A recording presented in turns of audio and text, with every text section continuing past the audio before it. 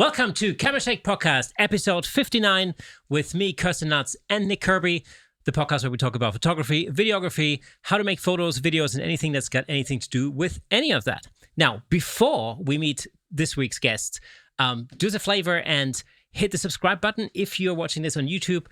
If you're on audio, like, I don't know, well, we're on like millions and gazillions of different platforms, like Apple Podcasts and all of these other weird podcast platforms. If you're listening on audio, leave us a little star rating, leave us a little review. It will go a long way. Also, head over to camerashakepodcast.com, hit the join the community button, and follow us on there. We love you for that. Anyway, let's get straight into it. This week, we have none other than photographer, author, educator, the man behind the Photo Tour Brugge and that Photo Feeling podcast. Please welcome Mr. Andy McSWEENEY on the show. Andy, how are you? Good, Kirsten. Thanks for having me on, man. Wicked. Awesome, man. We've been talking about you coming on the podcast for a good few weeks, so I'm really glad to see you. Yeah. So you must be desperate for a guest. I get it. Oh. Cool. Perfect. Come on, man. So, Andy, you're wearing a lot of different hats because I know you from your podcast, That Photo Feeling, but of course we've met on Clubhouse as well, and we had a number of really cool chats. And you also, obviously, you're Canadian over in Bruges in Belgium. How did you end up in Bruges? Good opening question, man. Well, it's a long story, so I'll give you the somewhat short version if you want to talk about something else for an hour. But fundamentally, I originate from Montreal, beautiful Canada, the land of really nice maple syrup and freezing cold. And much as I love growing up there in that city in particular, which is a rocking little place, you'd call it the New York of Canada, if I may be so bold, I had the chance at 18 to move overseas due to my father doing business trips and racking up air miles like no man's business. Mm-hmm. And since we didn't have much cash, it was a birthday gift since I was 16. And by the time I was 18, I had to cash him off. So off I went. I owe my dad a lot on this. He happens to be from Ireland, so I have EU papers. He had family outside of London, so I was able to stay in Essex and find some jobs and get into catering. And that's just the tip of the adventure because, of course, that's like 26 years ago. But basically, I had the chance to travel the world. And I think the main journey, especially on the photo thing in those early days, was when I found myself in Australia, where it was for a girl, of course. Of course. My job visa said change employers every 3 months, so that's totally fine. I was working in catering at the time, so I made do with that. But actually, I was thinking with that whole job situation and just catering already in general, much as I loved it and would for 10 years later, I can do a little more than this, I think. So I started bouncing around, trying some stuff, and I ended up with a Nikon FE2 film camera and a 20mm wide-angle lens on my hands.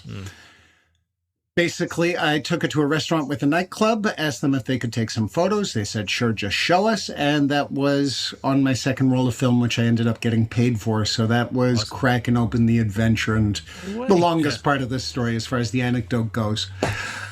And I held it on for as much as I could on a backpacker's budget back in those film days. It worked out pretty well. I got to work my process and, just be young and travel and grab photos on the way kind of thing. And basically, with really trying to keep this story short, I put it all in a drawer for 7 years because I got into music after being a CD DJ in Portugal for a couple of summers. Right. So no cameras whatsoever, just vinyl and 7 years of adventure on that, which is a whole story in itself. And in 2006, I came back to it and loved it. It was India for the first of 4 times. And that place gives and gives and gives for photography, especially the street travel variety that I was deep in love with. So when I got back, I didn't look back and followed photography ever since. This doesn't really tell you how I got to Belgium, but I guess covers some ground. I mean, along those adventures, I fell through this beautiful city, worked in a place, traveled on, came back, worked in another place, met the future Mrs. Andy. And actually, I'm so sorry this is a disjointed story, guys, but we got it going on some of the photo info. I'm nervous taking the questions instead of asking. Look at me coming on. Oh, yeah, I can handle this. But we'll get back to the photo thing. You asked about your question. We picked up that thread. Let me just say that I was passing through Bruges, worked in a place, took off, worked in a place a couple of years later, met the beautiful future Mrs. Andy, who was from Bruges, took off after both of us were crap at saying anything beyond hi. And then basically fell back here about a year later where I bumped into the future Mrs. Andy again. She had me around for a weekend of fun and hasn't kicked me out in 19 years. Wow. So, Lucky you. Sorry to get into the photo history side of things, but that's how I got to Bruges. And you've heard some of the photo adventures on the way. And that also rounds out a little bit the last 9 years of Bruges, where I started the photo tour under the Photo Tour Bruges moniker. So that's absolutely what a story. Yeah. I mean, that is quite a story. I went to Bruges myself for the first time in December 2019. So not long ago. Went to Brussels and Bruges to go to the Christmas markets with one of my best friends. And what a place. What a town. It's a magic little corner. Yeah. Did it do it for you more than Brussels? With no offense to Brussels? Yeah. By a long stretch. Yeah, it was what a stunning place to be. You just feel comfortable there. Yeah, you know, I mean, I've been to Brussels a couple of times, but I've only ever driven through Bruges, and I kind of immediately thought, you know, I want to go back there and spend some more time there. But then, of course, you know, with pandemic and all of that, it being what it is, that hasn't materialized. But I also know that a number of my like camera club buddies have gone to Bruges on like photo trips. As they should. Over the last, 4 years or something. So, you know, I didn't take a camera when I was there. Did you not? No, it just wasn't the right sort of trip. Went there for the Christmas market. It's like just have a good time for a couple of free days. But I saw all these opportunities. I thought, that'd be a cool photo. That'd be a cool photo. And it's like, there are a few like iconic sort of locations that you see a lot, you know, on photos. But you would know all about it, and we're going to talk about that in a minute. I want to come back to your Canadian roots. Do you still go over to Canada? I mean, obviously not at the moment, but do you sort of travel back and forth still? I do my best. I mean, budget is a little bit of a consideration. The backpacking years, of course, and then opening a business the last 9 years. But every couple of years, one of us gets over to the other. It's a fairly small family, so it's just really my dad and my sister at this point. My dad came over a few years ago, and that was really lovely. That was actually right after my sister came over for 2 weeks, so that spaced it out well, and it's just, you know, really nice. He's also got Irish roots, so the Belgian beer is good for that extra liver he has to feed every now and then. Luckily enough for the last visit side of things, I got over just before the pandemic in December of 2019 because it was my dad's 75th birthday, and I was lucky enough to be able to finagle that. So I hopped over for a week, spent some time with him, ate a ton of North American food because Montreal's real good at that especially, and filled the bags with maple syrup and some other junk and headed home. So I got in, You mean you don't get good maple syrup over in Bruges? Yeah, well, you know, beer. Beer, we do beer. This is a total matter of contention because you know, I'm like half of my mom's side of the family are live in Canada, in Calgary, and my wife's Canadian, and so we argue about maple syrup over here in the UK all the time because half of what they sell as maple syrup is not actually maple syrup. It's some sugar syrup concoction that's got maybe a little bit of maple syrup in there, but it's like 50% something else. Yep. Yeah, you got to gauge that carefully. There's all these grades, and I take that stuff very seriously. Yeah, exactly. So, you know, it's not always what it says on the tin. I never have it. I can't really comment. I think I sent you a picture of that. There's this one brand at Tesco's, which is like a supermarket chain over here, that has like a maple leaf on it. And it literally is only, because it's only half maple syrup and the other half is like I don't know. So sugar thing. It's just Oh, what a con! I know, right? What a con! So you can't. Tesco sort it out. You cannot allow that to happen. Terrible, terrible. That's British humor at its best. Lovely. You get off, mate. That's off. Right. So yeah. Sorry to insult your nation with that accent. What could I do? I got 3 years of London under me to try not to be too shameful. Whereabouts did you live when you lived in London? You mentioned Essex earlier. Yeah, mate, that was where I started. I had some family out in Gray's, aunt and uncle, and a couple of cousins. And, well, now we're back on the journey of travel. Basically, I was 18, had a bike, and had just come off some bike courier work, so my legs were up for it.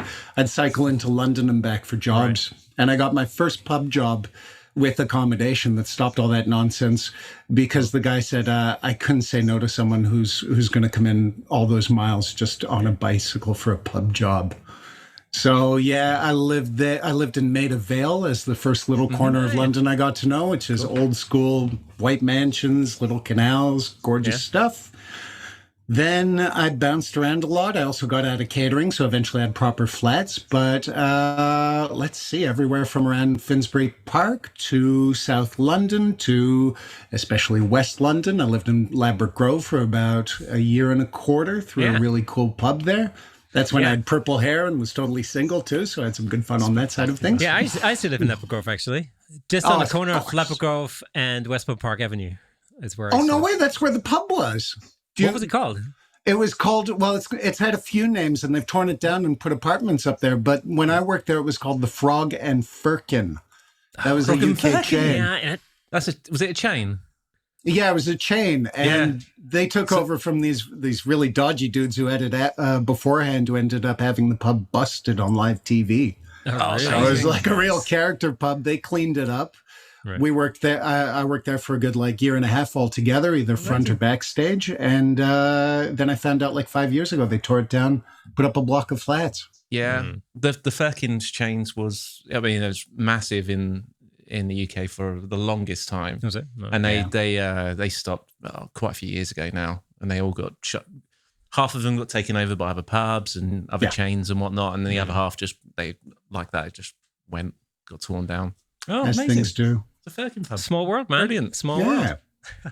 Which I'm sure your photography listeners are thrilled for. This is the kind of stuff I do. Hey, we always say this. We'll eventually get to photography. Yeah, about 10%, maybe. Better than talking about me. Well, cool. So, tell me a little bit about your photo tours in Bruges, because I had a look at your website and I had a look at your city photography on that, and Bruges is, in the photography circles, is known as a place that really has a lot to offer for photographers. So there were a number of, because you've got to split up into different tours. Yeah. There's 4 tours in total. One of them's a night one, but 3 of them run through the day, and they all have separate themes. Yeah. So what is your prime destination in Bruges? You mean my favorite tour? The hidden gem that nobody would know about, but it's the secret gem to photograph. Yeah. Well, I jumped to what's my favorite tour because I've been asked it so much over the last 9 years when they're going to pick. I would say the Hidden Bruges tour, because I think anywhere you go, you got to go for the most local and off the beaten track side possible. As far as my favorite spot in Bruges to photograph, it's actually really tricky because, for context, just in case no one's Googled this for a few images or popped over to the site, it's a really beautiful old school neo-Gothic city, especially in the historic side. They had glory days with their port and shipping and everything, and it was a bit of a renaissance. That's part of where the Flemish primitives as a painting movement got their ground, was in Bruges. And basically it's been spared through war, so a lot of it is authentic or built to the style of the neighbor for a nice unification.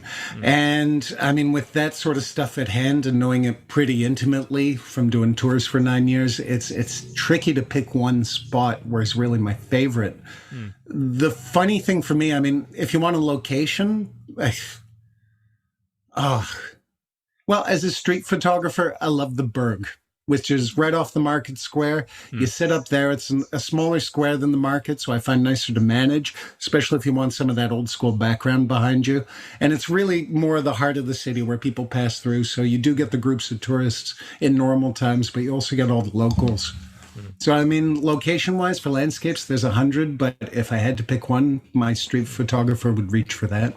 Well, it's an interesting mix. I always think like, with photo tours like that, I always feel like it's a really interesting mix of like almost like different genres, because you've got the architectural side on one hand, because, especially in a place like Bruges, you have all these incredible, buildings and facades and all that, and bridges and all of that happening. But at the same time, of course, you can approach it totally from a street photographer's point of view and focus on the people there.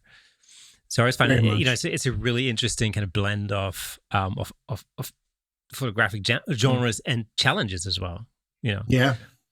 How obviously you've been doing these for quite a number of years now. How do you keep it fresh for yourself? Because it's you know what I mean. That's quite challenging, I bet. And because you want to keep the same level of enthusiasm for each photographer that comes through, but you also don't want them to miss out, right? Yeah, and it's a great question, Nick, because I mean this isn't London. You can walk one end of the city center or the ring of the city in like half an hour, and that would include definitely hidden routes away from the tourist centers, if you will. So, and I get asked this, and I'm going, or I have gone through this, and I'm still going through this a bit. But fundamentally, I mean, first and foremost, for the tourist side of things, the routes that I do over and over again, especially over the years, I focus on the guests. It's all about them. I mean, that's my job anyways.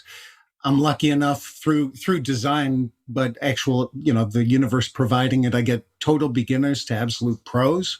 So with that breadth of experience and everything, I really get to like just be inspired as a photographer myself. And also just as an instructor on the side of things, that no one is more surprised that is part of the tour than me.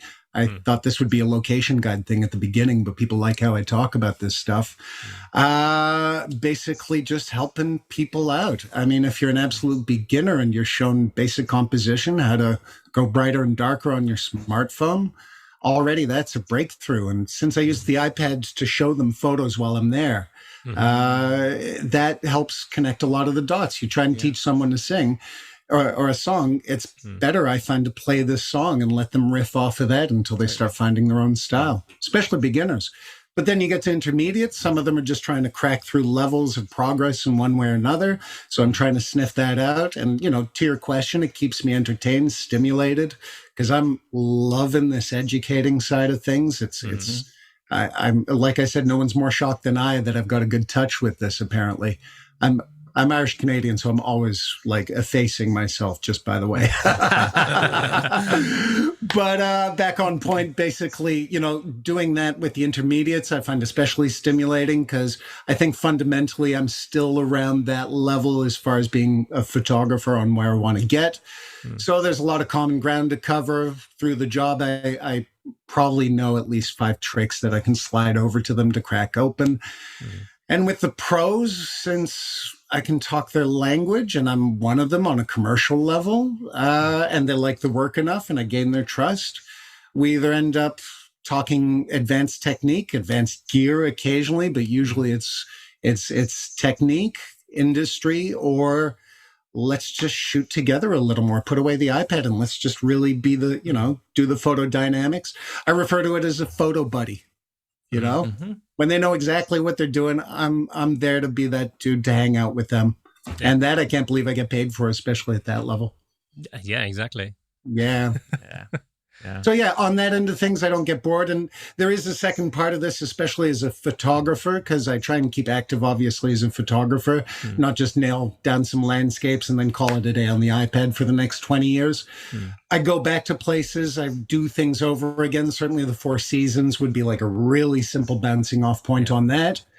But also things change around Bruges, even slightly. So I try and document that stuff. I go to a lot of events because there's surprisingly a good amount of them here. Every year, for example, we march around what they would say is the blood of Jesus through the city, full costume, full parade of the Ascension and everything. So, I mean, even if it's the same thing every year, you're not going to get bored. And then just further levels like street photography, community photography, which if you want, that's definitely a word to come back to, because I do a lot of that for taking photos of people's lives to document it, but also the City Hall, especially over the last year with lockdown. And, well, like lockdown, for example, I went back to the landscapes, and to dig out a positive story from all the crap of everything emptying out, I took photos of landscapes emptied out like they never have been. Yeah. Broke out the super wide and do something different there. I think that, that turned out to be a really great photographic opportunity. I think around the world, especially like London. I remember a friend of mine went into London, like at the depths of lockdown over here, like when it was as bad as it would get. And it's just, it's incredible to see, Piccadilly Circus or Trafalgar Square devoid of people. And, like, when are you ever going to see that again? Yeah.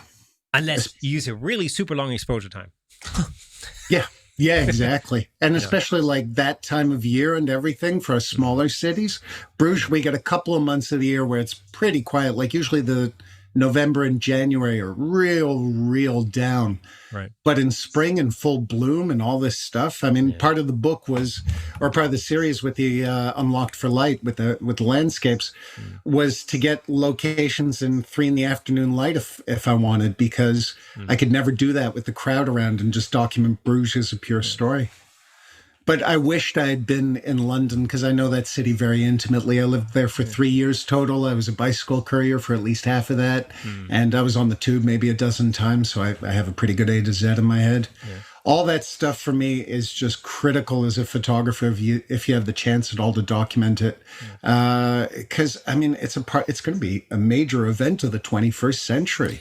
Yeah. And, I could ramble about that for an hour. I tell you what we were attempting to do at the very beginning, like back in March when the first lockdown was announced over here in the UK, because we thought it's going to be like 6 weeks tops. We kind of thought give it a month, 6 weeks, the whole thing's going to be over.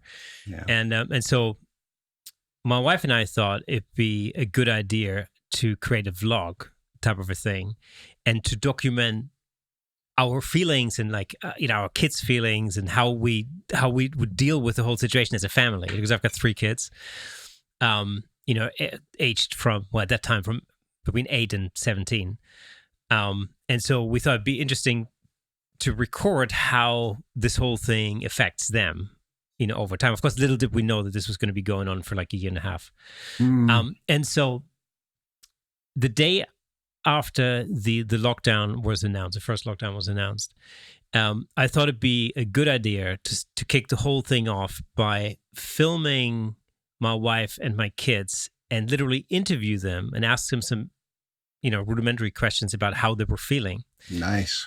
And I thought it was a really good idea until it got to the editing stage. And I tell you what, I couldn't even get through the edits. It was too hard. And I haven't been able to watch that back since then. It's just terrifying. And so, like after about 2 days of thinking about it, I kind of thought, I actually can't do that. Give it to me. I'll edit it for you. Oh man, it was just, like it was because it was the unknown. I think the unknown factor was the terrifying thing at the time. At the very beginning when like my kids were trying to make sense of this whole thing. And of course, my 8-year-old was making sense of it in a different way from my 17-year-old or and then of course interviewing my wife and her worries about what would happen, to us as a family and the kids and all that. It went way too deep. It cut way too deep, way too quickly. And I kind of thought, I'm going to have to leave that project there. That's like, no. Yeah. And I remember editing, like doing the basic assemble edit. And I just went, nope. I can't go any further with this. So that can be part of it as a photographer. I mean, very different level of things. Although it hurts the heart when we had 3 of the coolest cats ever, and they all worked as a trifecta. And of course, especially when one gets to 21 years of age, you got to say goodbye on the way. We don't have kids, and the wife really loves her animals, and I do too. I mean, it's very, they're basically your kids without it being lame. Yeah. And every time the cats have passed so far, I've documented it. And I can't even look at those photos, and I certainly couldn't show them to my wife and put them public and everything. So this sort of stuff, I mean, this is where you get to the hard nuts of documentary photography. It's why some people choose landscapes and non-people work fundamentally, as you can be putting yourself in there. In India, I saw some stuff that, I mean, and I caught it on the camera as much as possible with taste. That you know, especially if you're a Western mind who hasn't been exposed to a rougher environment, it's difficult. Yeah. Poor kids, different hygiene habits. Yeah, you know, I'm not absolutely. pooping on India in the least. I loved it. I went there 4 times, but it's part of what you have to come to peace with. And even looking at it photographically can be painful. So I don't blame you on holding back to edit it up. Revisit it in a couple of years if you need to. Just don't delete it. It's, you know, and that's exactly what the decision that I came to at the time was I just couldn't deal with it right then. And I kind of thought, but I'm not going to delete all the footage. I'm just going to leave it on a hard drive, and maybe in a few years' time, I'll get back to it, you know, Exactly. and then we'll see where we are. You know, I mean, it'd be interesting to kind of review that now, you know, a year and a half later. Now you know where things have gone. Yeah, exactly. And, you know, and of course, we all gotten used to the situation to some degree. And, you know, I mean, you know, all things It's still considered. tough. Yeah, it's tough. But, you know, all things considered, you know, we can really, as a family, we can consider ourselves lucky because we haven't lost anyone, you know. And so, at least in that respect, it's, you know, it's gone relatively well. But yeah. It's definitely one to remember. Where did you travel in India? All over the place, mostly in the southern half. We went there 4 times for a year and a half in total, so it was a pretty substantial stay. Yeah, we liked India quite a lot. I don't blame you. Yeah, it's beautiful over there. I mean, like I said, there's some hard stuff, but the beauty outshines it all. This was by the point of having Mrs. Andy in tow. In fact, we were together a good 3 to 5 years by then. We went first in 2006 and started in Mumbai, then headed south, got violently sick on my wife's side, pulled over for a week, and then we're basically shown this tiny little beach paradise that I'm not going to name on air so it doesn't get flooded. That was like Goa 40 years ago. So that was our main base throughout those 4 stays in one way or another. 2 minutes from the beach, private little house, hammock, dogs hanging around, scooter. The last trip especially, we didn't do any traveling. We stayed there for 3 months and totally relaxed, and as a photographer dove into the area more. But before that last trip and that first contact there, we did a lot of the south in one way or another. There was, let's see. Well, the cities I found quite interesting, especially again as a street photographer. So starting in Mumbai, Bangalore is a mega city with a lot of Western touches was interesting. Mangalore is a smaller Indian city, not far from Bangalore, and that kicked ass because it's got a really nice just energy overall. A lot of agriculture nearby, so the food's just killer. Well, I think of the substantial stops. It'd be silly if I didn't mention that not far from Mangalore, even though we did go much more around India, including the north, like Taj Mahal and all that, was the second stay. We discovered a Tibetan refugee camp with a Buddhist monastery. In fact, quite a few of them, as you can imagine, and spent 3 of our 6 months in that corner without even really studying Buddhism too heavily. It was just a really nice area. It was a different speed than India. There's a little more development in certain areas that make things a little more comfortable. And most critically, as a photographer, they didn't mind me wandering around their monk campuses and taking photos and doing my thing. In fact, that led to the second trip to India, where I went there on my own, at least at first. The wife joined me later. To document it giving it a go as a National Geographic kind of photographer, you know, living out the McCurry impulses. Because they gave me more access and I was able to really get into things. In fact, it was also an interesting moment because the Rinpoche, the head monk of the place, who in Buddhism nowadays is basically equal to or barely second to the Dalai Lama, he passed away, so I got to document the huge funeral service they did around it and all that sort of stuff. Wow. So that's a large part of India for me. And like I said, I mean, bouncing around, certainly big places, small. Went down to Tamil Nadu, went down to Kerala. Third trip was almost exclusively north, so we could see that side of things. Taj Mahal is just as beautiful as you would think. And beyond that, it's an interesting city around it too, because you're dumped in India. And Varanasi, if you're up in the north, if you're fishing for tips, is amazingly stunning and just... Whoa. I mean, for everything of India, including and up to especially there, burning bodies so that they can escape reincarnation cycles by being in the Ganges, to Westerners of the hippie variety usually hanging out, doing all sorts of stuff, going to the Beatles ashram, kick-ass times overall. Yeah. India, I could also talk about for a while. And if I'm going to add anything to that before I do ramble on too far, if you're a street photographer who's scared shitless of the world, go to India, because it will... You'll basically notice how they're not shy about the camera. So if you can hack that change in environment, I think you'll be richly rewarded, and you'll learn to get over yourself like I did. That's couldn't be more true. I'm so jealous. I'm so jealous, because I used to travel to India for work. So I used to work in corporate for many years, and right around that sort of time as well, 2006. And I must have traveled over there maybe 7 or 8 times. I forget exactly now. Do you want to tell us who you worked for? There's no big secret. I don't know. You're not on Clubhouse enough. I worked for Amazon for 15 years. The reason why I'm saying this, I read today that apparently Jeff Bezos is getting himself He's finally going into space with his brother, isn't he? He's doing it. Yeah. About bloody time. Well, he's been at it for so long. Man. And so I was over there for a long time, but the work schedule was so grueling while I was there that I had no opportunity to go anywhere else. So I ended up in Bangalore, funny enough, and Hyderabad, all of those trips. And so it's very city-based. And I wasn't into photography then either. And I'm gutted, because I think back to those times there, that had I been able to have more of a trip out there, had I been into photography like I am today, I would have been in, it's like a sweet shop, it just would have been fantastic to go out and document whatever you can. And I'm so jealous that you had the opportunity to do that in the way that you did. It must have been incredible. It was everything I hoped for and more, especially that last trip where we didn't travel around, just stayed around the beachy hippie area. And we had a little scooter restaurant. I mean, breakfast for two at a nice restaurant is about £1.50 to give you your currency.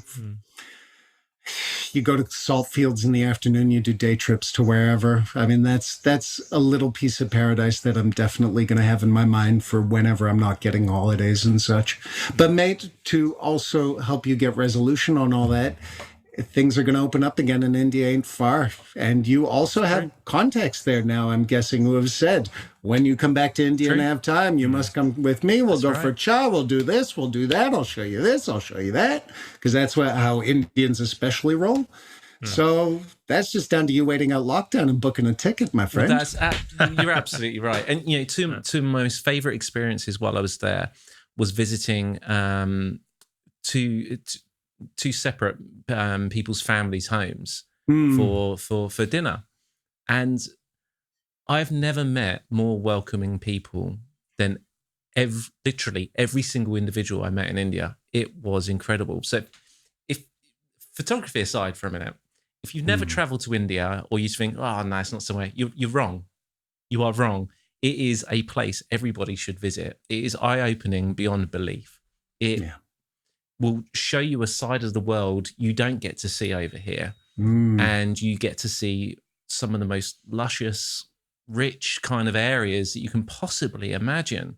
And 5 seconds down the road, you see the poorest of the poor that you have never even imagined before. And it gives you a perspective on the world that you just can't get anywhere else. It is so different. And the number of people, it is so overwhelming on the senses constantly. Every time you open your eyes or you blink or you move your head, there is someone else there, or there's 50 more people there. It's or there's another sound going on that you weren't expecting, or there's another cow walking past you. It's just overwhelming in the senses. So if you can handle it there, and you can get through that, you can get through anything. I promise. I was gonna say, it sounds like my house in the morning. Honestly, there was some other kid or animal hanging around. Yeah. Exactly. But you got to have that Bollywood beat to it. Yeah. So who's the cow walking past? Well, I can't reveal that in public. Don't answer. Don't answer. Don't answer. Well, I will say, I have to say quickly to India, that's all true and more. And I'd say also, especially if you get some time in India, you find out so much about India, and the people there are just so welcoming. That's also, I say, for street and photos. Yeah. Tip of the iceberg. You're going to be invited in people's houses without fail multiple times over. But they just let everything hang out there. So you get to see a world where there's less reservation for better or ill of stuff being out there, even when it's not always talked about, because there's, of course, some pride and reservation towards the tougher stuff. But I think also just critically, anyone who goes to India for a good amount of time, sometimes even just a week, and let's say you're freaked out, book your ticket home, India is the country that teaches you a lot about yourself.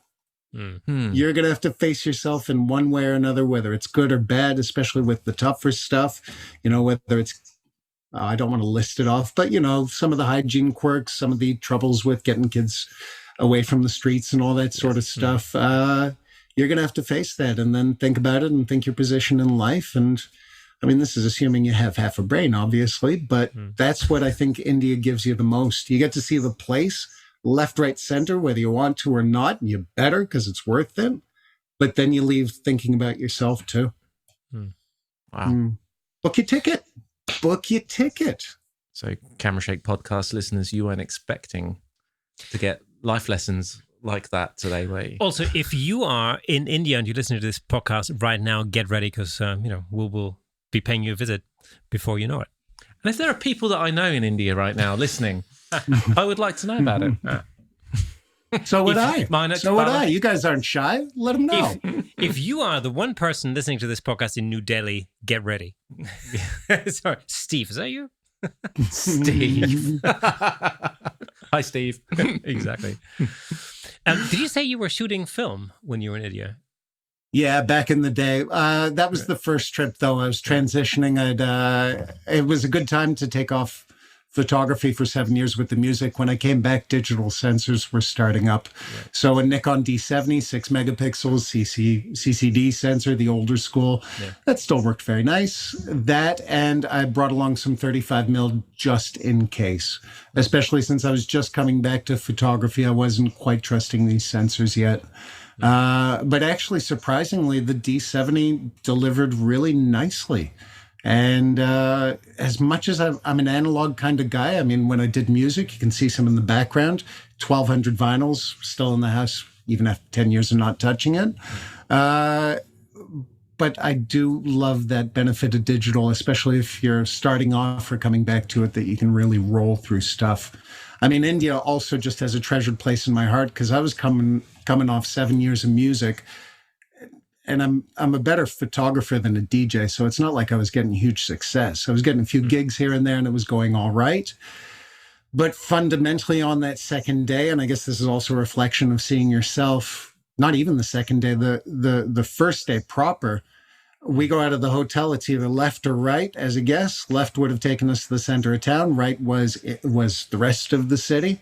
We ended up in some really local areas, and I fired off a couple shots of people I was talking to, because I would just go up and say, hi, can I take your photo? And I saw that same magic from the second roll of film, even though I'd been so cold. So India really helped me regain that momentum and also build a body of work, especially since digital, you didn't have to pay a fortune to develop the film, print it up one by one, send it off, that sort of thing. But it's always, I always think, when I think about those, times of film and, and trips like that, I mean, I'm guessing you're really, because you're not really developing the film whilst you're on your trip. I'm guessing you're taking all that home and then develop it afterwards. So you get to wait for quite a long time until you actually see the results. Is that right? Ideally, and it is definitely a drawback that I don't miss so much. But in India, especially that first trip in the extreme heat for 6 months, I didn't really have that luxury. And whatever country I'm in, I'm not trusting my only roll of film to the postal system. So I'd have it developed on the spot. I actually, unfortunately, lost a couple of rolls because they swore they knew black and white, but then did that black and white that also you can develop in color every time. But overall, I just have it developed over there, especially still 2006 film was reasonably around, especially in the tourist areas. But trips after that, digital only. It was just so much more efficient and simpler. And by that time, it was the second trip D200, again with the D200, again with the D200. Oh, wait, no, what am I saying? First trip D70, then D200, then D90, which was a great little lineup from Nikon at the time, and then again D90. And it's also a statement to that camera that survived 7 months in India through those through those 2 trips with me, because I'm not gentle. Are you still shooting Nikon? Yeah, I am. I use it for my full frame needs. I have a Nikon D800 that also just won't die no matter what the hell I do to it or throw at it or throw it at. And that's really useful for a lot of situations. I mean, obviously full frame dynamic range, extra pixels on that side of things with 36, even though it's a little bit old, it certainly serves its purpose. Lenses like my Zeiss 15 millimeter for the interior architecture work or outside 2 is great. But over the last few years, actually it's about 5 years now, I've taken on the Fujifilm X-mount system. So I have currently an X-T2 and X-E2. I sold my X Pro 1 because I was never using it. And I plan to probably stay within that system or both systems, depending on how it all pans out over the next little while. Yeah. We can really camera nerd on that one if you want. I think we have Kristen on Clubhouse. Yeah, I mean, we're kind of in the same boat because I shoot Nikon for really older professional stuff. But I love my little Fuji. I have an X100F, which is obviously a fixed lens series, but I just love it. But literally, I take that camera out every day. It's literally on my desk every day, for a variety of different things. Results are cracking. Yeah, they are. It's such a fun. It's just a fun camera to use. I took it on holiday. I went on Hollybobs. I've just come back from what we call Hollybobs. Well, my wife calls it Hollybobs. The only person in the country who calls it Hollybobs. Apparently so. I didn't know this, but apparently so. So this is our first little getaway we figured for 2 years. So we managed to get away for a few days, without the kids. Well, we took the favorite child, aka the dog, with us, but everybody else stayed home. So it was good. But at first, my original plan was like, right, we're going to Devon. There are awesome beaches, like incredible countryside. We're staying in a log cabin, true Canadian style. And nice. So I thought, right, I'm packing my D750. I'm going to take a strobe. I'm going to take sandbags, some Manfrotto stand. I'm going to I've got some great ideas for some really awesome photos, right? What happened that morning? Well, that morning, my wife said, "You're not taking all that stuff." Of course. Yeah, she goes like, "We're going on holiday. You want to spend some time with me?" And I'm like, "Okay, actually, you know what? Fair enough." And then I kind of thought, you know what? I'm going to go the exact opposite way. I'm going to go super minimalist, and all I'm going to take is just the X100. That's it. Nothing else. And it turned out really well. It turned out really well. I took it to the beach. I took some really awesome shots. It was great. Super fun. And you fit right in at the beach near the sea with your Fuji because you've got the old rope strap, haven't you? Yes, correct. That's I've gone totally retro on that one. For sure. Not 100%. A bad thing. With your leather case. Well, I was that place, what was it called? Saunton Beach or something? Oh, something. It's a bit of a hipster town, so I did fit right in. Yeah. That's brilliant. That's brilliant. Nice. Well, the X100V, I've borrowed that from the camera shop, and Fujifilm Belgium also lend me gear. Luckily, they like my work without me having to be an ambassador. That's a bit of a story. That camera is designed to be fun and on hand, like on your desk, without being imposing in the whole thing. And family holiday, especially for a photographer. I mean, my favorite camera on holiday is like an Instax. I bring all my gear and I have some fun. The X system makes it a little bit smaller and lighter to go. But I also grab the wife's Instax camera because it just strips away all this complication and work. And to me, the X100V, I mean, and they've stated it, their philosophy is basically strip it right down to the core. And on top of it, I mean, this is working off a legacy of all those fixed 35mm cameras that so many companies did back in the day. And it does, especially the V, with all the hardware really coming into place and the refinement, that camera really justifies its €1,300 price tag. It is just in the zone. And you go on a holiday and you're like stripped away from all your crap as a photographer. Excuse me, I love my crap, but right now it's crap. And you just go to like, oh, it's in my pocket. I go, no zooming, no choices. I can even put it on auto and not feel guilty because I'm on holiday. Exactly. That's where the magic comes in, isn't it? That's exactly it. I mean, that's exactly why I got it in the first place, was because I wanted to strip down everything that I had, because I realized, you know, when you go out with the kids or you go on a trip or whatever, you take your DSLR and a bunch of lenses, because you think like a photographer. You go like, right, I want to take 24-70, but I also want to take just a 50mm prime, and I mean, you know, you need 70-200 because, you know, there might be a bird or something flying around that you need, you know.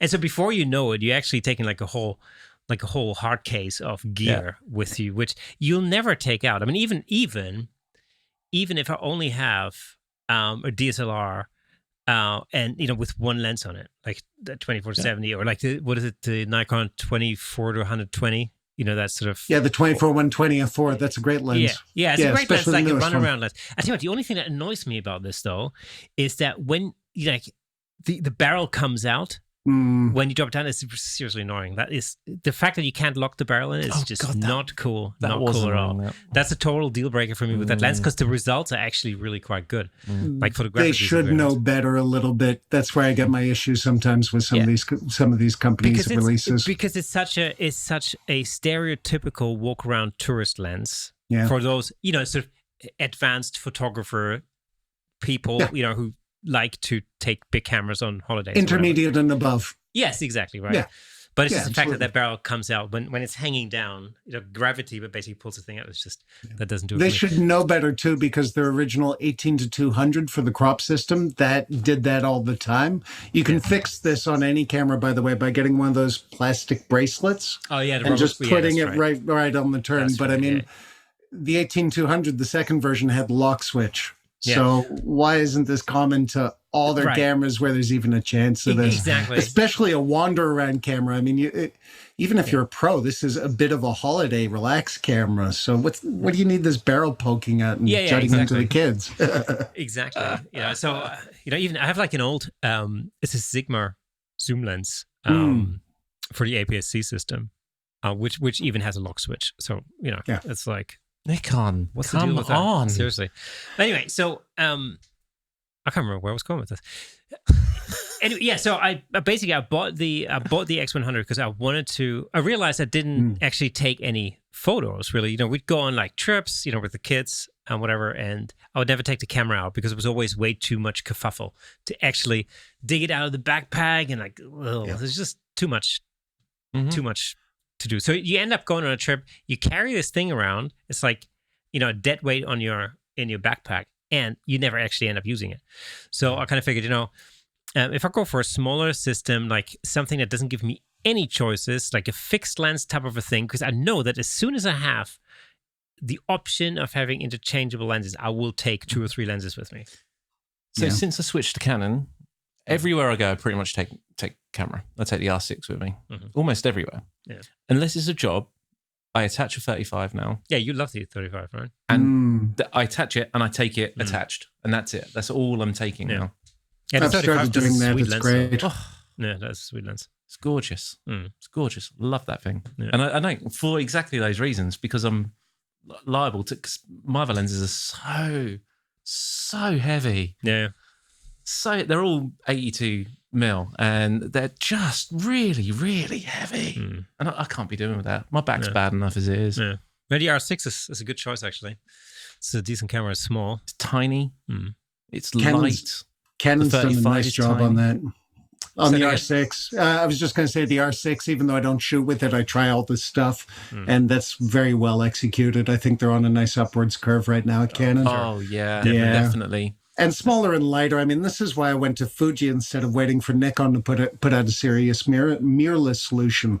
It was partly for the tech. I mean, I'm not going to lie. Convenience of what you see is in what you shoot, as what you shoot, whatever. That's great. But at the end of the day, it's smaller and lighter. I mean, right now I've got my X-T2 hooked up. I'm looking at this thing with the grip, and it's if I usually use a 14 mil lens, so 21 millimeter equivalent. You can practically just almost to the pocket like the X100, or at least on a harness, tuck it under. And, you know, through the tour, guys, this is a common affliction throughout all of our community, especially like I find intermediate and advanced. We're getting into these serious gears. You get the segment of photographers too who don't get much time with their photography. So holiday is a huge window. You're like, I paid $1,500 for this lens. I got to take it with me. And then suddenly you're not just weighing yourself down with the gear physically. You're really baggaging yourself up in the head. Yeah. And when I get guests like that on tour, usually if they like what they see, they come for a second tour because I do open tours, private tours. So budget isn't so much of a push at that. If you want to do a repeat, that's not a plug. It's just the way it is. I usually get these guys to go back to the hotel, dump all their gear, and I'll lend them my Fuji or maybe even an Instax, and I totally strip them away from everything except something obviously decent that they can play with. Yeah. And it always helps. It always helps. I'll bring a couple lenses with me, and I'm like, you can change once or twice, but I've got a 35 mil equivalent on there. I've got a 50 in my pocket, and if you want, you can have the wide angle. But you're good enough that you don't need a zoom lens right now. And if anything, we're trying to strip it away as much as possible. And, you know, emotionally, I can see them already like, oh, I'm getting away with it, you know, to getting away from all this baggage in the mind. But at the same time, they're spine straightening because they're actually free this friggin' backpack full of crap. Yeah, I mean, it really does literally free you up. It's a massive, literally weight off your shoulder. Yeah. So, which lens do I want for it? Doesn't matter because you've only got one. Yeah. Doesn't matter. You got to go with that. That's really what I love about the Fuji is that I actually want to shoot with it all the time. So, you know, I've come back with like tons and tons and tons of pictures that I wouldn't have taken had I taken the Nikon gear. Yeah. You know? Yeah. I probably would have like spent a whole evening creating some elaborate environmental portrait or something that my wife would have hated me for. Yeah. The dog would have never sat still for. No. You know? And but yeah. I think to myself that, okay, if I'm out and about and I'm doing whatever I'm doing and I just take the 35, if I cannot get the photo that I want for whatever reason with that, I'm just making a note in my head that one day I'm going to come back to this place and I will bring my gear. And I'll make a very specific point of coming to do that particular photo or that area or whatever it might be. Yeah, perhaps we'll go on another trip. And well, I mean, that was actually, see, that's true because there was one. Because it's a bit more fun going to do those kind of portraits with another photographer. I mean, there's that. Rather than lumbering your family with. Well, there is that. Yeah. We were driving through one area called the Exmoor. Yeah. Which is basically, there's two moors, Dartmoor and Exmoor in Devon.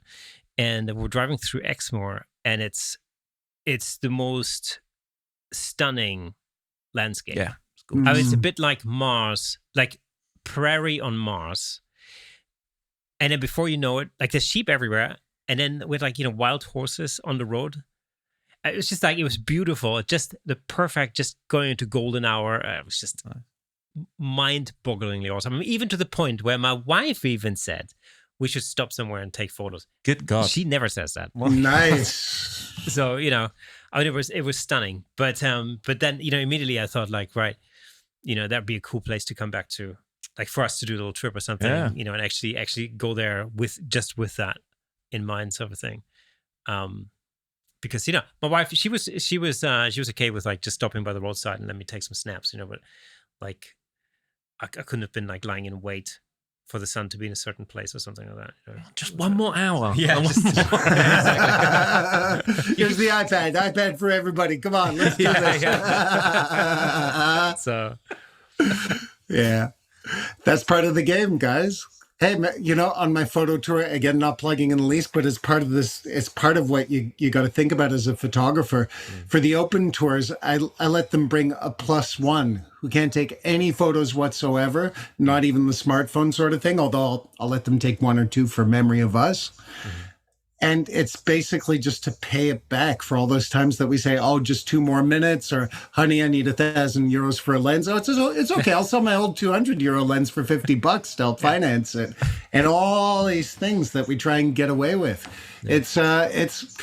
I call it the chocolates, flowers and chocolates philosophy. You basically just make sure to pay them back. The little thank you at the end, the flowers and chocolate, either on the appropriate days or better yet, when they don't expect it. Because you're obliged on those days, but when you do it out of the blue, it's like, you rock. You can have that lens. You go. And all these little bits. I'm taking relationship advice from you, man. That's good. That is good. Yeah. Oh, I'm sorry. I went off on a thing because with the +1, I end up talking about this stuff all the time. We learn something every week on this podcast. Awesome.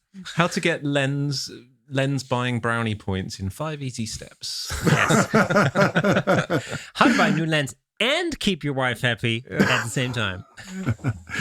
They're 5 not so easy steps, though. It's the long-term work. That's actually quite. How to change camera system and not get divorced. Yeah. How to get laid and get the lens.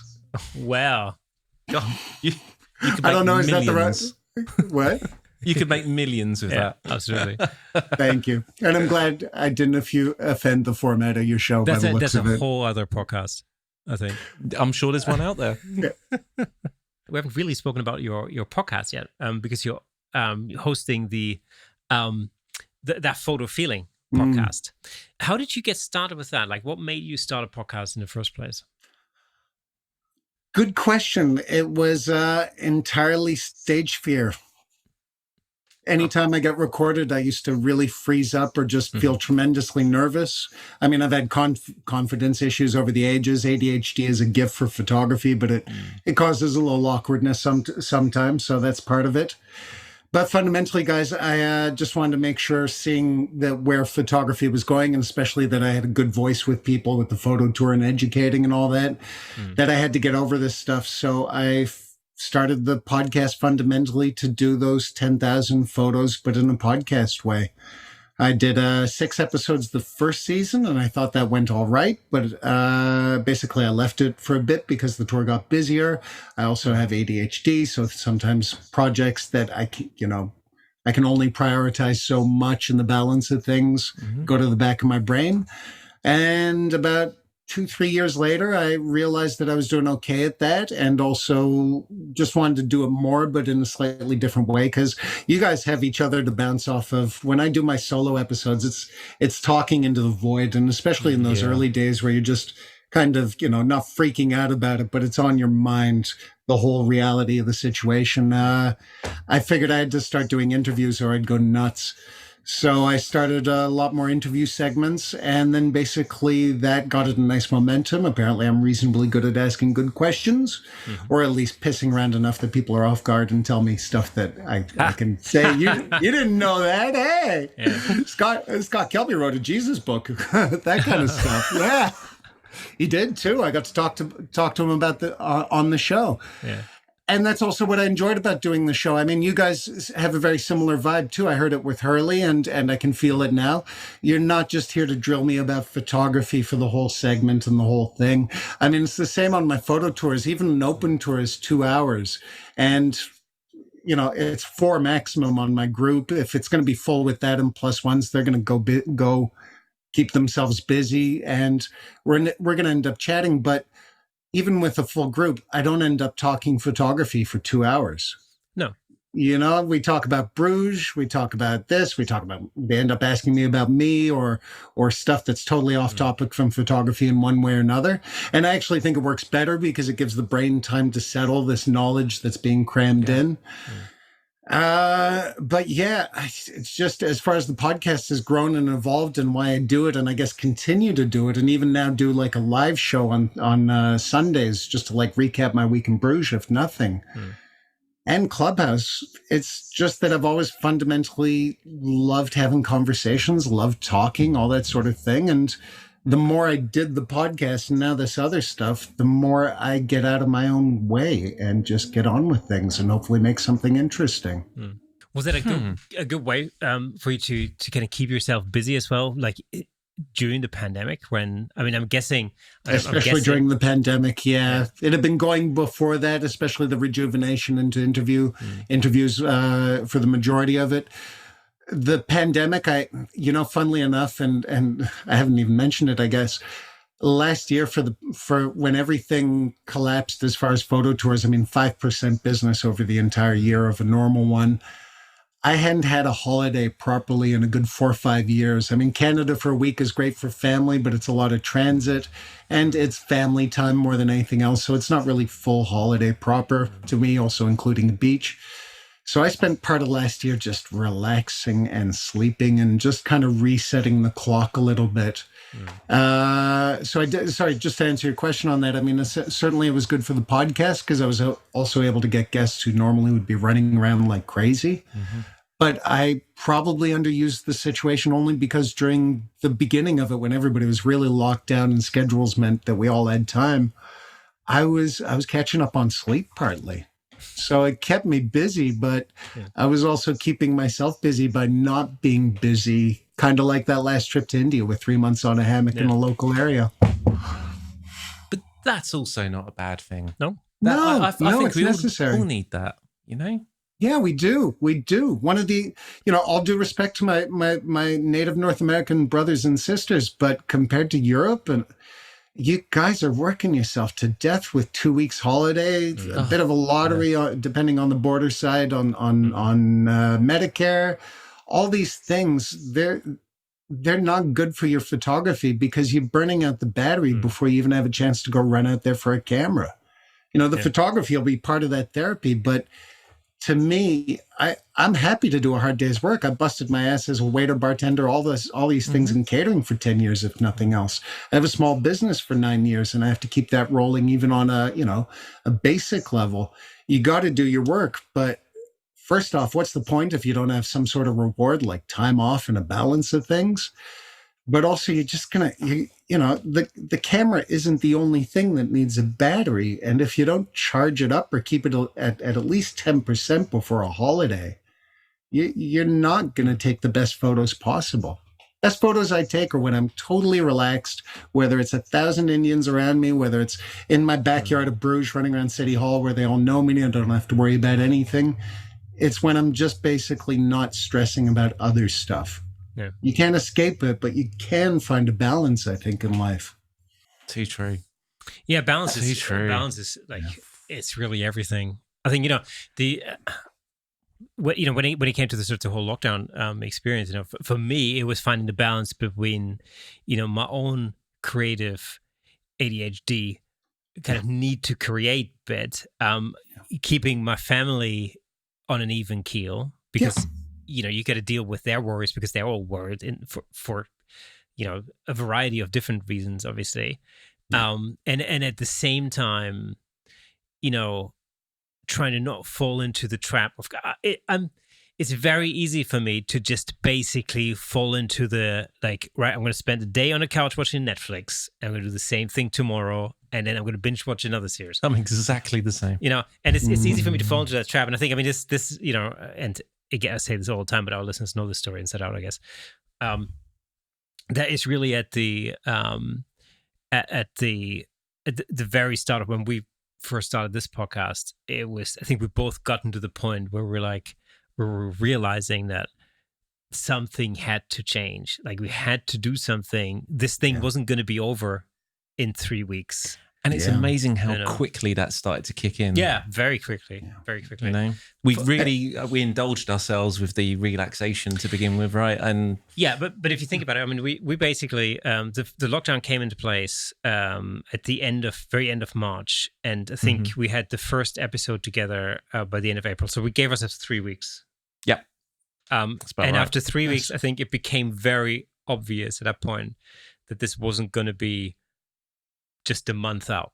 You know, this, like there was no end in sight, and you know, and I always say this. You know, we got to the point where you'd wake up in the morning and you didn't even care what day it was anymore. You know, and it was just like, I still don't.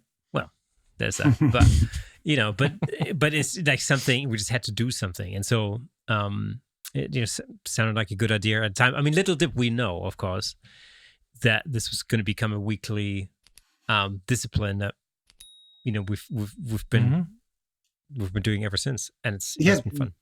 This is number 59, you said. Yeah. So you haven't really taken many weeks off by the sounds of it. We've taken we don't take weeks every off. single week.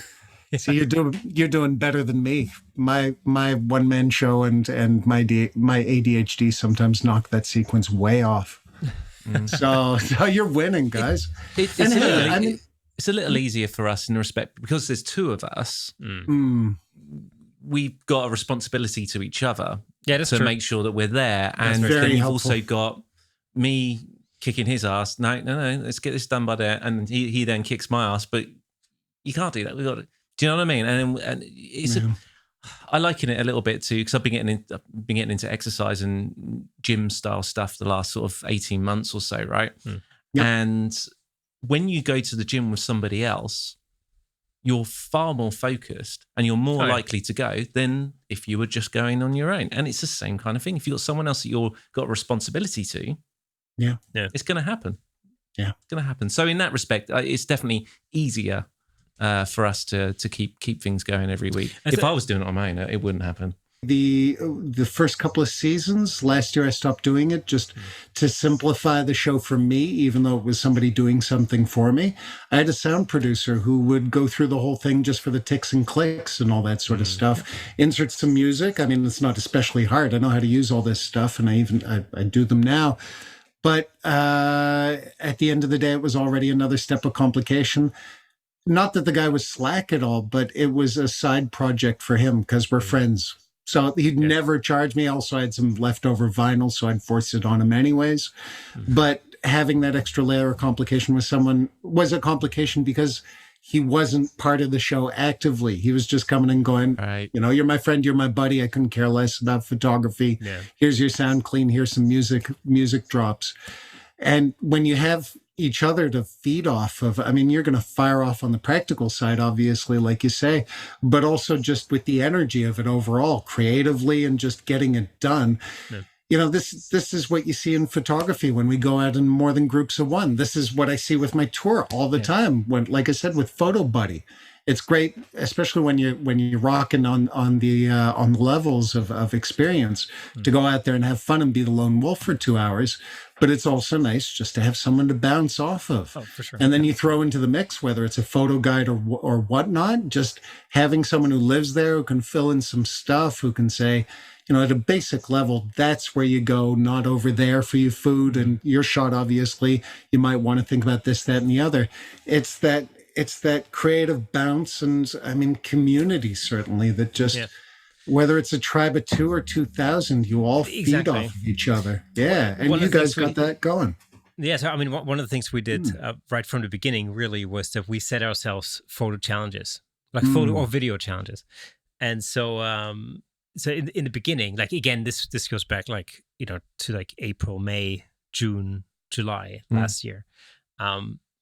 When we were really confined to our houses. I mean, back in the UK at that time, we were allowed to go outside for 45 minutes a day for exercise, and that was it. It was total house arrest, And so we used the podcast to give our week structure, because we knew we were going to record on a Monday and we're going to release it on a Thursday, and that was our weekly structure. So we always, in a sense, always knew where we were in the week because we knew we had these kind of pillars. But then at the same time, we gave ourselves creative challenges. So there'd be like, each week pretty much or for quite a few weeks, to be like a photo challenge. So it'd be like, okay, our challenge this week is going to be flat lays. So now we're going to have to think about shooting a flat lay, like what's it going to be, you know, blah, blah. And then we did a video challenge, for example. Was there like a particular theme to that? I can't remember. Lockdown. Oh, lockdown, yeah. So we basically said, okay, we're gonna have to create a video about lockdown, and that's all. Or a day in a life. A day in the life, yeah, that's it.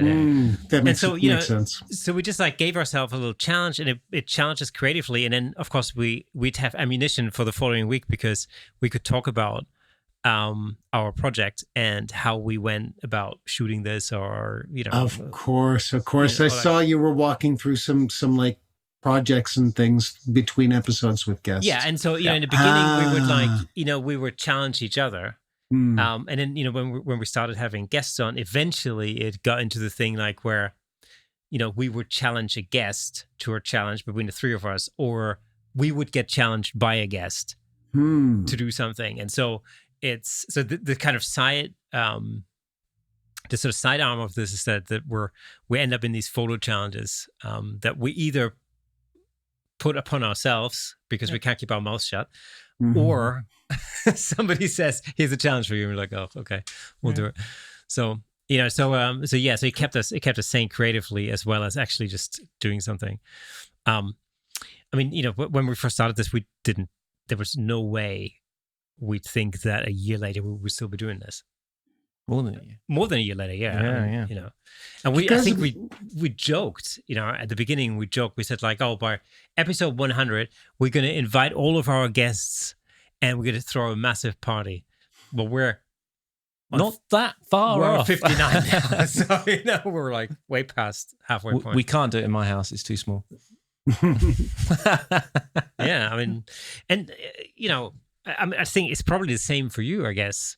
You know, just by talking to other people, you know, whether that's people that you admire as a photographer, or people that you got to know along the way. Yeah.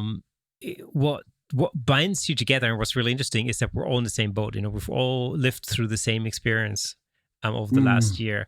We've all dealt with it either in similar ways or in different ways, and so it's an education every time, because the amount of times that, you know, we've had a conversation with the guests and they, you know, we're talking about their experience, you know, over the last year or something, they say something, you go, yes, that's it. That's a great way to think about this, or, you know, and so it's actually, we started this as self-therapy almost, you could say. Likewise. Absolutely. You know? Yeah. Well, that makes a ton of sense to me. I mean, that's what I really enjoyed and still enjoy a huge amount from the interview episodes. And I think I'm going to make it a dominant thread as I move forward with the thing, because whether it's in real life, whether it's through a podcast or just a phone call, whether it's through Clubhouse, as we've been doing over the last few months, because we're all stuck on the desk for a while. So why not tune into a bunch of other photographers?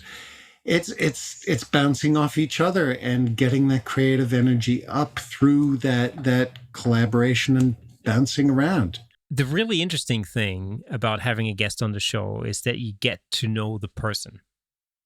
You know, most people, I mean, I always think this, like if somebody comes to watch an episode because they see the name Peter Hurley or Joel Grimes, right? They most likely already know who Joel Grimes is. Precisely. So they most likely already know his work. They probably have seen, you know, tutorial videos that he's done, whatever, you know. Yeah. They already know all this stuff. We don't really need to talk about any of that. You know, what makes the whole thing really interesting is the person, because it's that dimension that is what's new. Yeah. And I think it was Moose Peterson who said, when we did the show with him, he said like, oh, you know, it was really refreshing because, you know, we were chatting for 2 hours and nobody ever mentioned the word f-stop even once. And it's true. We hardly talked about photography in that no episode, you know. I go for the same text. It should be about the cameras and photography world a little bit, but it should be about the person fundamentally, especially the famous ones. Like I said with Kelby, I mean, I was dying to ask him, not because I'm huge on Jesus or anything. I got no problem, but I want to know why he'd write a Jesus book. I think it's Sure. an interesting comment on him as himself. He's an author too of all these books, and basically, I mean, I saw it a little bit in scratching the research. He did it because he's an author and he has his faith. He wanted to talk to Jesus about people, and in this case, luckily, he wasn't interested in shoving it in anyone's face. It's not at all on the Kelby One website or anything. So those human elements should all connect together. When I had early on, I was delighted that we had ADHD in common.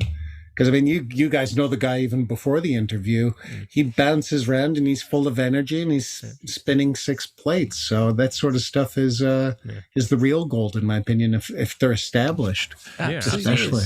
And this is the stuff that you, as a listener or, as, aspiring photographer or whatever it may be, that you start understanding these parts of your idols, kind of personalities and what's going on. You start to understand where they've been coming from with their photography to a certain extent, and the more that they share, the more you know that person, you go, God, I get it. Yeah, I get it. I know why he thinks about things in this way a bit better. I know why he takes photos in the way that he's taken them a bit better. Yeah. It's really changed my approach to photography in so many different ways. Just speaking to people about all sorts of different things. Like Joel made some really good comments, I think, when he was talking about personal projects and like doing test shoots and stuff like that. And for years I've always kind of sort of battled with myself, like thinking, am I wasting my time doing these personal projects or these test shoots because I want to do them? It's like I just have fun doing those environmental portraits or whatever elaborate things because I'm thinking I'm wasting time because I could be earning money in that time. I could be doing something commercial in that time, but I'm not. I'm just I'm shooting myself floating in the air just because I like doing it. Yeah. Right.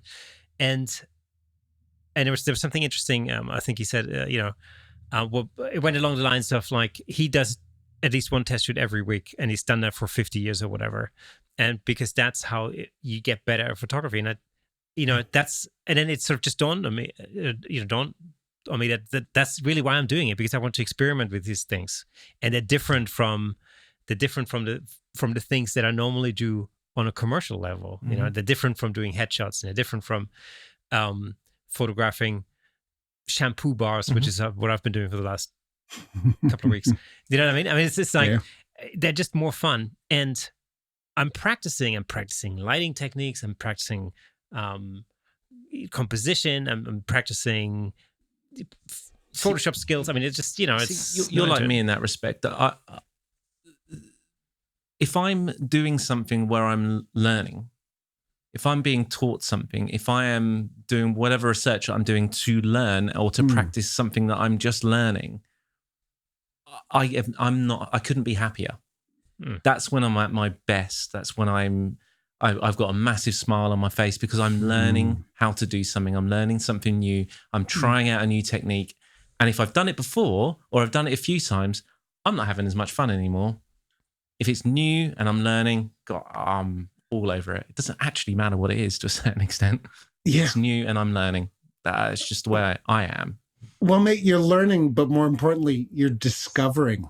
Yeah. Right. And that can hit a huge area of the brain. I mean, I remembered what we were talking about before the break too, was doing the podcast and getting to talk to other photographers and all that side of things. That's the greatest joy of this. I mean, if you get to sit down with, a bozo like me or Peter Hurley or Joel Grimes or whoever, you get to have that interaction, that learning, that discovery about the person, especially you get beyond the surface. So you're scratching into like what makes them tick to make them that individual as a creative, which is a fundamental discussion and part of being a photographer. So that's, to me, what it's all about. I mean, this is a little bit contrary to the process I've had in the past, and I've changed actually over the last 3 to 4 months, especially with Clubhouse coming into my life and years with the photo community. I've been working a bubble process traditionally, where essentially I'm trying not to look at other photographers or certainly dig into them. Like I love Steve Curry's work, and I could talk about any of the works, this, that, the other, that was taken there. This was for that was for that. But I can't tell you until I looked up 2 days ago after somebody asked, what was his setup as a photographer? Was he going out with a crew? Was he just waking up one morning and going, okay, translator, come with me, off we go, which is his process, which funnily enough has been mine. Because I wanted to figure out my own process, whether it was as a photographer, as a podcaster, as anything creative, even in the DJ times to a large extent. I mean, you certainly got to learn off of people and imitation and not even imitation, just copying what they're doing in the healthy way of learning is absolutely critical. But at the same time, I found I had a good knack at it on my side of things. I could reverse engineer pretty much everything I wanted to do. So I made a conscious decision early on. I got to be in this bubble because that'll bring out the best of my own voice towards what I want to do as a creative. And I'm a firm believer, and I'm sure, Kirsten, you've heard me say this on Clubhouse because I'll scream until the day I die. Play your own song and get the audience to come with you. If you want to do something huge and commercial, and I'm not judging you in the least on that, play the hit that'll get the most listens, the largest reach, and everyone going, "Oh my God!" Ah! If you want to do your thing and you're happy doing your thing, and hey, maybe it could lead to God status as Beatles or Rolling Stones or whatever. But if not, and you shouldn't care about that, I think to do your creative business right, whether it's business or creative, you should be figuring out your inner voice, how you want to do something. And unfortunately, a byproduct of all this information age and everything is that sometimes those voices can get in your ear and help and push you up, but at the same time, take you away from that inner voice trying to come up from the heart and even the head. Exactly what that is. Deep. Yeah. Yeah. You mentioned Clubhouse. So Clubhouse is really something that's, I've been nattering on about for the last couple of months. Have you? Have I? What is this Clubhouse? This Clubhouse thing you speak of. Yes. Yes, I'm a relatively new adopter to Clubhouse. I've only really been, I've only really known of its existence maybe for the last 3 months. I think something like that. And I found it really, it's been really quite inspiring. The amount of people you end up talking to, the amount of conversations you end up having, and the amount of people you end up getting to know via Clubhouse as well. That's been one of the most astonishing aspects of it is that as opposed to like other social media platforms like Instagram or Facebook or whatever, maybe Twitter, you don't really get to know people that well. I mean, you start posting, you start liking people's posts and whatever. It's all very removed and all very kind of third party, Layered. Layered. Yeah, it's totally layered. Barriers. On Clubhouse, however, you literally speak to another human in real time right there. And you immediately, you're able to build up a connection. Which I find phenomenal. And, I say this as somebody who, when I first heard about the concept of Clubhouse, in the very beginning, I thought, this is never going to fly. An audio platform? Forget about it. But it makes you realize how lacking the world has been with that type of communication with people over the last 5, 10, 15 years or so. And the people are actually crying out for it, Yeah. Well, guys, it strips away all those layers and it strips away everything that can get a little bit distracting or basically stress you up about social media, which means no likes, no worries about like how many people like me or whatever, or am I saying the right thing and I'm getting a blip, I'm getting that bit of cheese from the machine because I did something right. There's no pictures to distract you or any visuals beyond a profile photo, which personally, as a photographer, I love because I'm there to talk about photography, not have somebody go, okay, show me a photo. Okay, load me this, load me that. Okay, we're gonna all show our favorite 5 photos. No, screw that. Yeah. If we really want to do a room like that on Clubhouse where it's audio only, connect to Instagram and post your photo for the day being that, and we can do something through that. But having none of that noise, not even messaging right now, although that's coming and you can do it through Instagram or whatever. I think that is the genius of Clubhouse. And it's all because then you can just focus on each other's voices.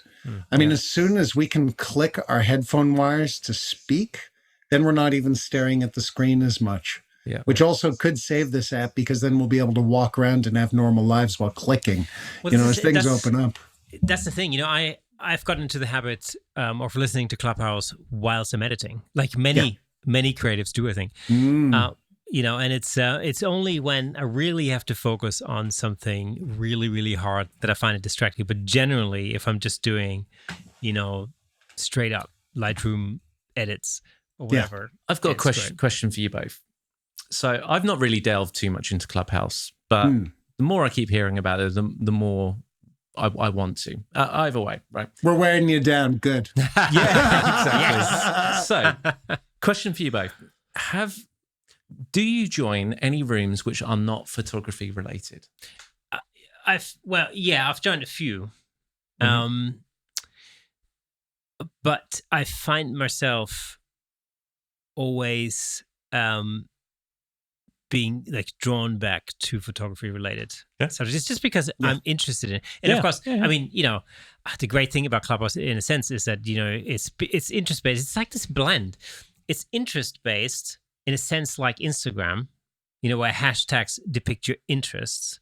But at the same time, you get notified when people that you follow are in different rooms or whatever, and that's a little bit like Facebook, where you get notifications from your friends. So it's kind of this blend of different things. So you can easily stalk someone. Is that what you're saying? Well, it's not that easy because you show up when you join the room. I mean, there's no secret stalking there. This is the other thing. I know there's been a discussion on Clubhouse as to whether it'd be a good idea to allow you to make yourself sort of invisible or something, but you can't do that. That's a big discussion with us. And I would, in my view, I actually like the fact that you can't really stalk anybody because it's blatantly obvious that you're in the room. If you're in an audio type room, if you like, it's a bit like being on a conference call at work. It is, in my view, unacceptable to not know everybody who's in that room and can hear things that you are saying. If you post something on social media, everybody connected to you and outside of those people will be able to read it. You should not be able to be invisible. No, that's not I agree. cool. I agree. I mean, there's probably there's arguments on both sides. Personally, I don't know.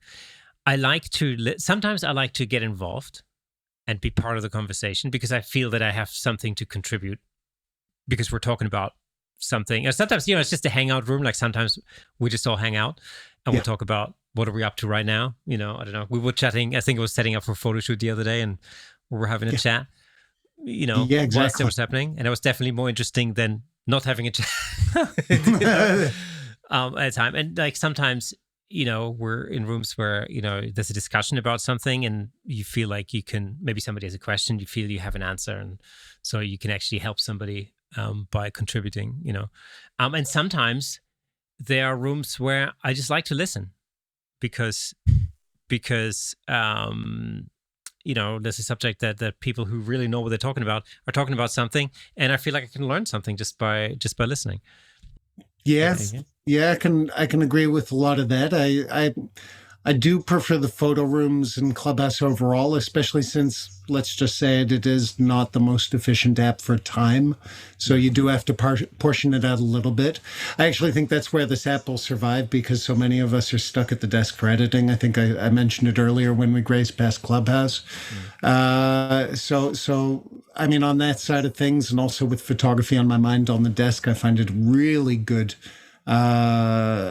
accentuation to my editing lockdown time, if nothing else. But at the same time, within reason, I do make sure that I go to other rooms.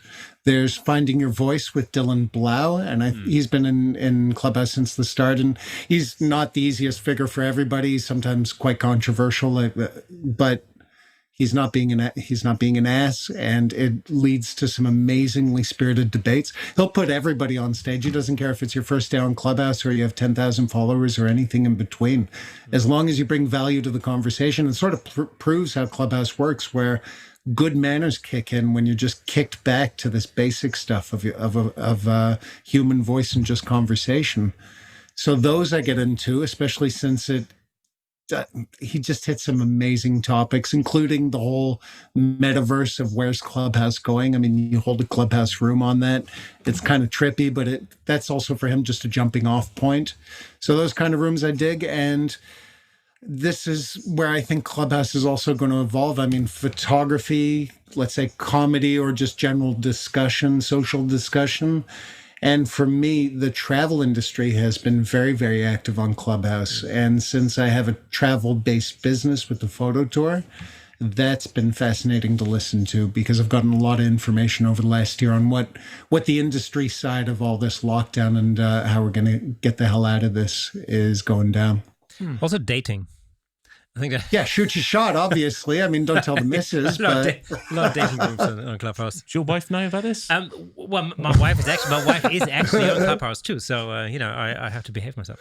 I would anyway. That's why you need that invisible profile, mate. Yeah. Although technically speaking, I could say whatever I wanted on this podcast because my wife has in fact never actually listened to even a single one of these episodes. Smart. So yeah. She doesn't even know you're doing it. She just thinks you go over to Nick's house to hang out for a couple hours. Yeah, that's right. Yeah. Well, I mean, I can get away with anything. I could just say I'm going podcasting. She'd be like, "Yeah, all right. What's that?"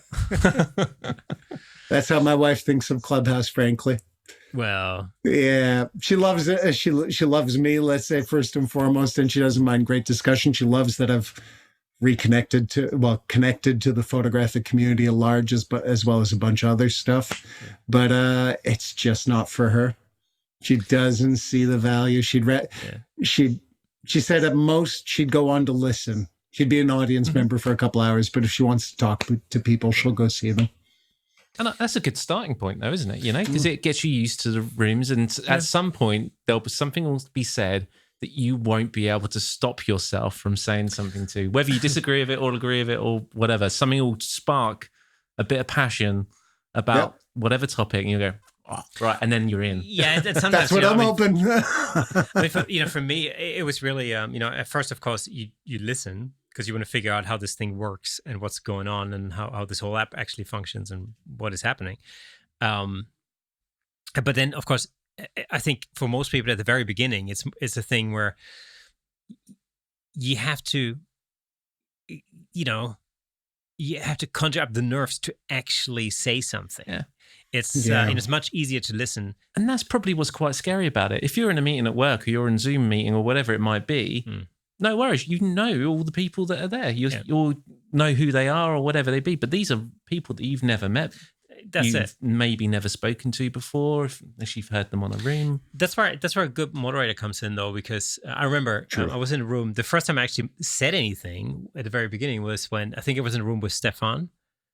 Oh, Stefan's a legend over there, for sure. So Stefan Bollinger. And he just went, "Hey, Kirsten, how are you? What's your thing?" And I'm like, "Oh, he's talking to me. What? That was my name? He's talking to me? He's talking to me?" It's like, And then, of course, you've got to say something. Yep.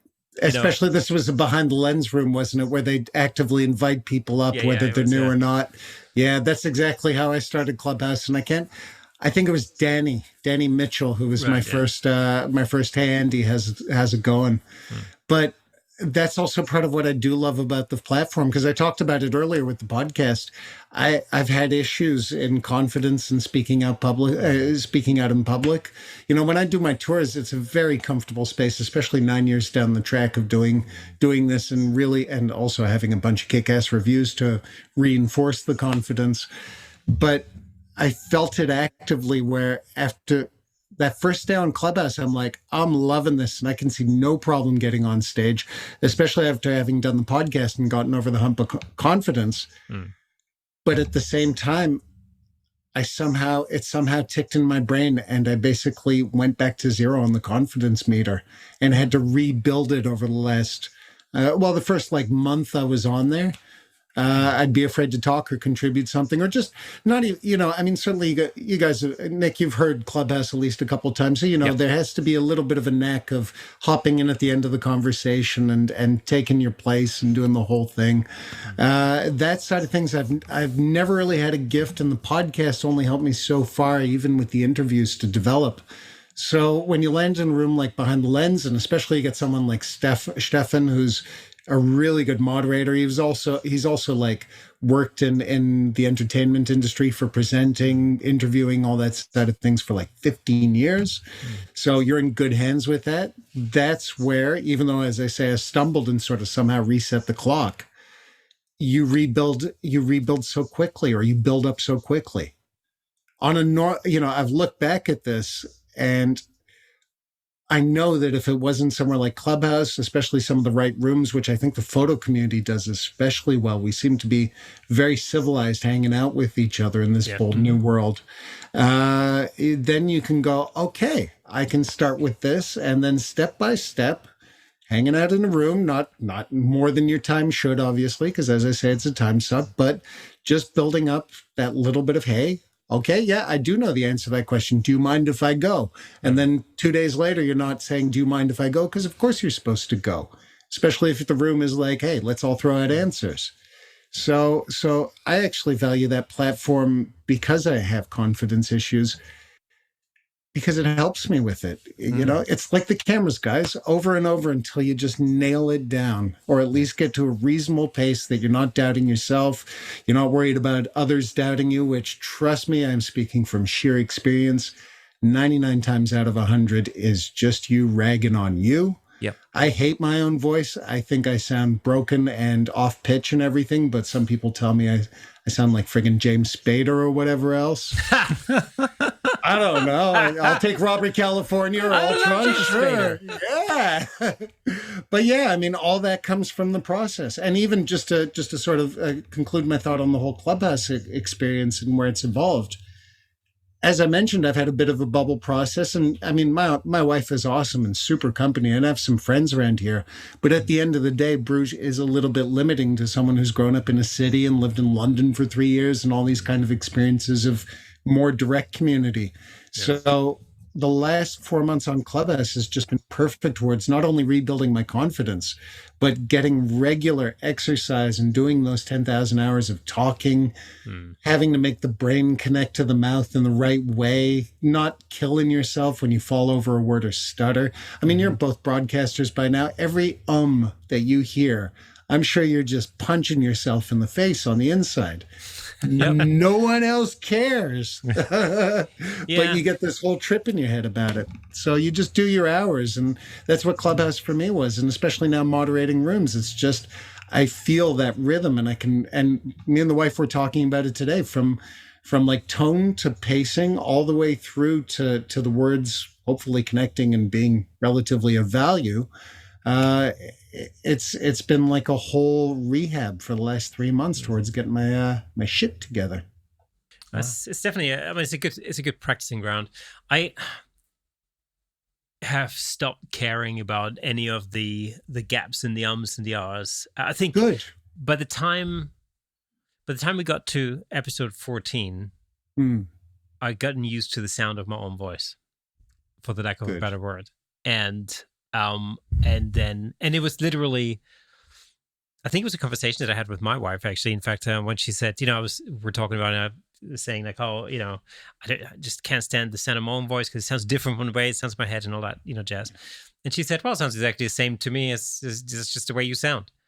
And at that point, it's like, you realize that nobody else cares, because, those people who know me, they know the way I sound, and I presumably sound the same on the podcast. Yeah. And those people who don't know me, well, they only hear me on the podcast. so none of it matters, at all, other than to me, apparently. So, so that makes me the weakest link. Well, we're the same as photographers, aren't we? How many times do you hate your own work and you go going like, well, this is only a 7 at best, and people are like, that should be in a museum. Yeah. That should at least be sold as a 10. Come on, buddy. Yeah, but the Buka went to 3.2 instead of 2.8 because I didn't want to push it and get it a little bit too bubbly. And I don't know, I could have done the edit just that much step better. And even if objectively through your standards, okay, fine, it's an 8. You're seeing those 2 points of mistake, and everybody else is just seeing 8 points of awesome. Exactly. Yeah, absolutely right. Yeah. Absolutely right. That's the same with all creatives, with whatever it is you're doing. We're both musicians as well, right? And we've done it for years and years and years and years. And we've played in bands over the time. And actually, that's another thing that's quite good for us, is that we've been used to having to work with other people in a creative environment. So that's another little tick as to why this works really well for us because we're so used to having someone else to be creative around. And, it's, I don't really know where I was going with that, but well, I think part of your 10,000 hours, I assume. Your 10,000 hours of getting good at something. Yeah. Whether if, like bouncing off each other for the show or just making groovier music, maybe. Yeah. Well, we bounce off each other all the time. I mean, I might be working on a photo or something, and I will always send it over to Nick.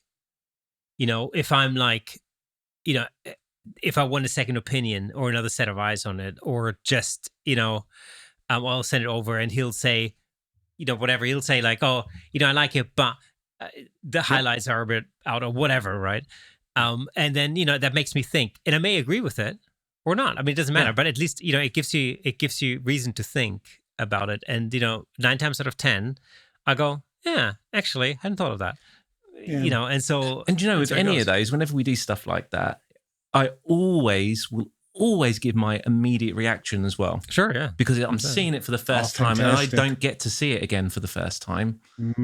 So it's an immediate reaction. And, you might go, oh, yeah, maybe, let's just say, oh, love that. I might tweak that and that.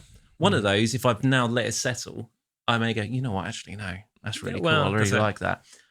But it is having another set of eyes because you just see it a bit differently. Yeah. It's like, I was just talking about this from an audio engineering perspective the other week. And if you mix your own song and you do engineering, actually it's a really good idea to have someone else master it because they will hear it in a different way to you. And mostly you may both have excellent ears, but you have created that piece of music.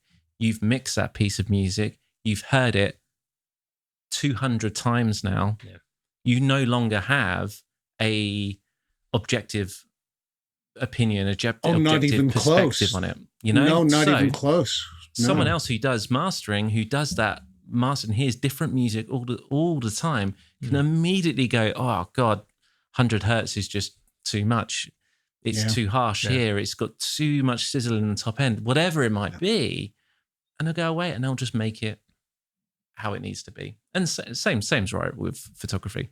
Oh, totally true. My last book and the first book I did of Brugge, being in Brugge, and then the landscapes during last year's lockdown, Unlocked for Light.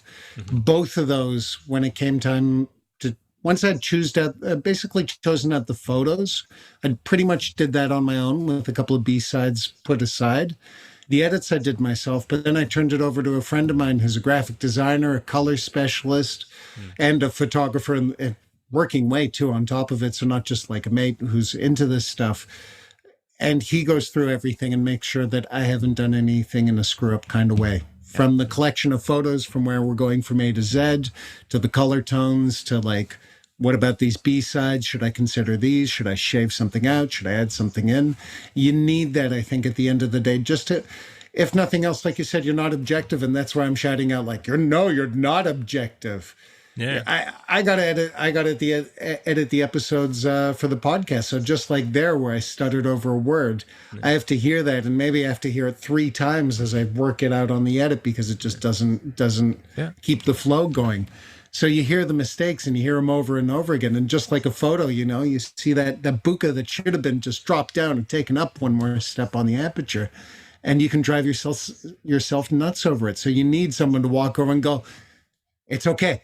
It's okay. Yeah. You could fix that and that and that. But actually the thing that you lost sleep on for the last 3 days, I didn't even notice it. That's it. The only way that you can really get around that, unless you have somebody to collaborate with, is just by the usage of time.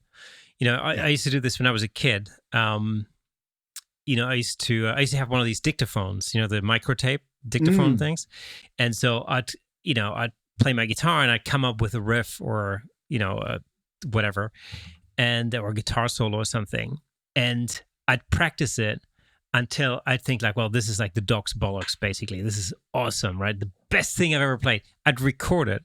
Then I'd put the tape in a shoebox, and I leave it in a shoebox for 6 months, and on purpose. And so I'd label it and I'd put it in there. And then 6 months later, I would go back and I would listen to the tapes from 6 months ago, and without fail, you'd listen back to it and you go, no, that sounds like crap.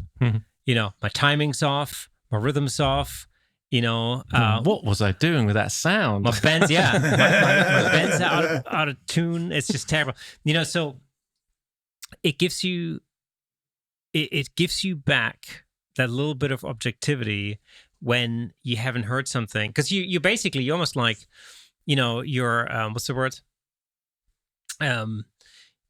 You're fooling yourself by listening to something over and over and over again. It just, you know, it's like you're hypnotizing yourself into thinking it's great, you know, and you lose all sorts of objectivity.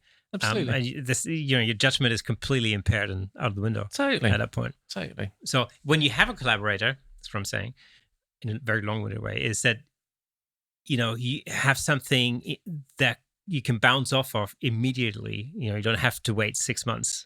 And frustratingly, it's because the human body is so amazingly, your eyes and your ears in particular adapt to what they're seeing and hearing within seconds, minutes.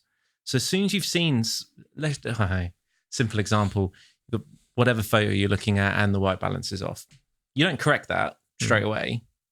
You suddenly get used to seeing it all green. Yeah, it's like calibrating my screen. That was fun. Oh my God. You know? I changed my computer not too long ago, and so I calibrated the screen for the first time the other day. Oh my God, what a shock I was in for. Yeah. You can't have that back, by the way. You know, I like editing slightly on the warm side. That's just, I don't call it my style. It's just what I like. But hell was my screen warm. Oh my God. That was terrible. I've gone through that experience, brother. Yeah. That, or you look at a photo 6 months later and go, what was I smoking that day when I edited this thing? Jesus, exactly. I really know better than this. Yeah. But that's part of the process. That's figuring it out. It's certainly part of doing your 10,000 hours. Yeah, for sure. Right, so we have come to the end of Camera Shake Podcast episode 59 with Andy McSWEENEY. It was super awesome to have you on the show, Andy. Thank you so much for joining us this week. Thanks for having me, guys. And of course, for those of you who are listening to the audio version of this podcast, you can head over to YouTube and see us in full Technicolor there. If just listening to our sultry voices isn't enough for you, of course. Alternatively, make sure you hit the subscribe button, hit that bell if you're on audio, leave us a little review. We've had some really superb reviews coming in recently, and that always makes our day. So leave us a few lines. That'd be cool. Did you write them? I didn't write them. I did not even write them. Good one. I know, Thank you. And of course, you know, we started the Camera Shake Podcast community. Just head over to camerashakepodcast.com, hit the little join our community button, and we will definitely not bombard you with weekly newsletters. We won't. Promise. So, see you there. That's it. See you next week.